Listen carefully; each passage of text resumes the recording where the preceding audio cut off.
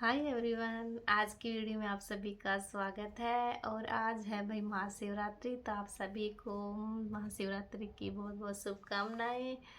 और मैं आज इवनिंग से ही और रात तक भाई मेडिटेशन कर रही हूँ, जागरण होगा। और अपनी जो एक स्टेप लिया है कि हम आध्यात्म की ओर चल रहे हैं, तो उसका हमें बोध भी होना चाहिए। तो सबसे पहला तो बोध यही है कि आप मेडिटेशन करो और अपने अंदर के, यानी कि ये दो इंद्रियां देखने के लिए होती हैं, तो अपना जो तीसरा नेत्र है उसको जागृत करें।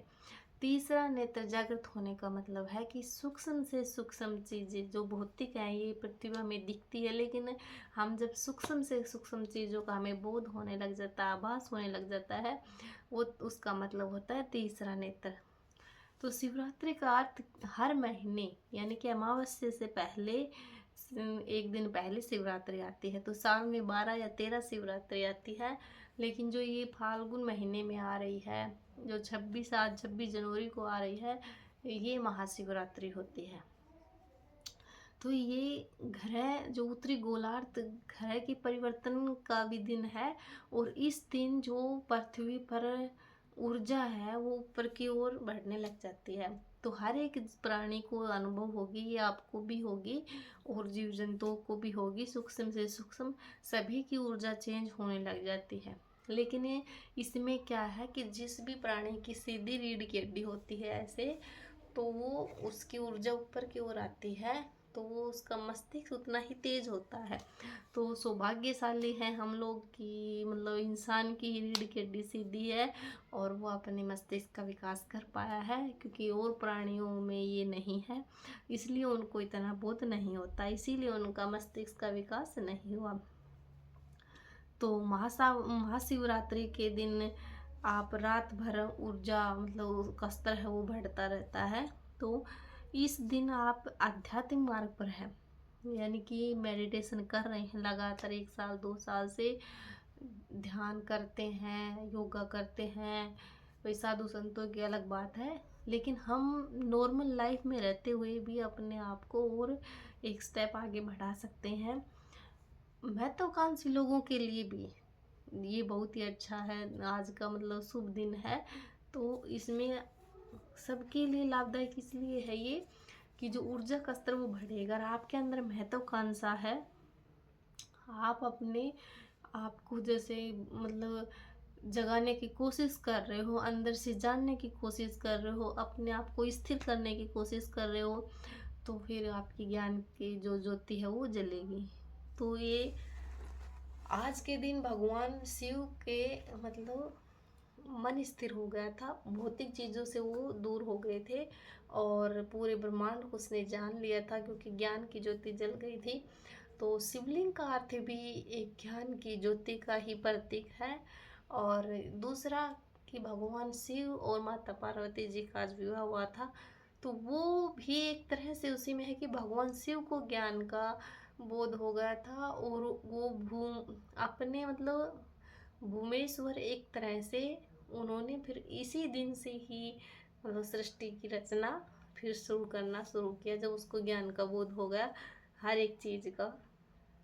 तो भगवान शिव क्या है, सत्य असत्य भी है, देवता भी है, वो एक काल भैरव का रूप भी है, अच्छे बुरे हर एक चीज़ में उसमें नशा भी, हर एक चीज़ की बुराई भी है, अच्छाई भी है।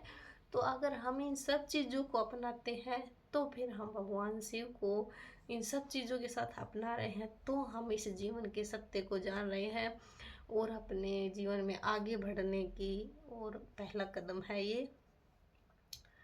इसीलिए जो लोग ज़्यादा पढ़े लिखे हैं वो मतलब अगर वो अच्छी अच्छी चीज़ें देखेंगे तो भगवान शिव को मानते हैं, नहीं तो अगर बुराई देखते हैं फिर वो भगवान शिव को नहीं मानते। लेकिन अगर भगवान शिव के सभी रूपों को देखें तो हमें पता लगता है कि इस ब्रह्मांड में हर एक चीज भगवान शिव ही है।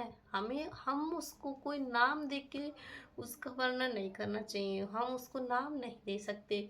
मतलब इसके नाम अलग हैं कि भोलेनाथ है, शंकर जी है, लेकिन भगवान शिव अनंत हैं।